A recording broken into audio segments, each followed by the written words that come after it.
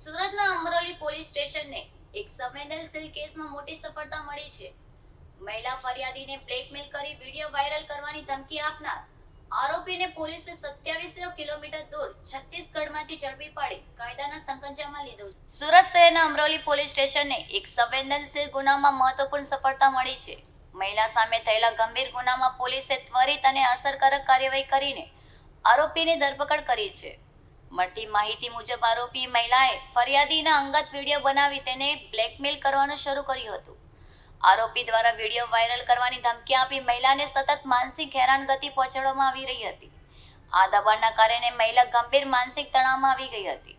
ફરિયાદ મળતા જ અમરોલી પોલીસે સમગ્ર મામલેની ગંભીરતા સમજી તપાસ શરૂ કરી હતી.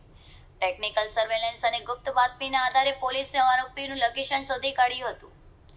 તપાસ દરમિયાન આરોપી છત્તીસગઢ રાજ્યના તેલીબંધા વિસ્તારમાં હોવાનું સામે આવ્યું હતું. ત્યારબાદ પોલીસની ટીમે અંદાજે 2700 કિલોમીટરનું અંતર કાપી આરોપીને ઝડપી પાડ્યો હતો. આરોપીની ધરપકડ બાદ તેને સુરત લાવવામાં આવી છે. પોલીસે આરોપી વિરુદ્ધ સંબંધિત કલમો હેઠળ ગુનો નોંધી વધુ તપાસ હાથ ધરી છે. અમરોલી પોલીસની આ ઝડપી કાર્યવાહીથી આ મહિલાઓ વિરુદ્ધના સાયબર અને બ્લેકમેલિંગ ગુના સામે કડક સંદેશ ગણાયો છે.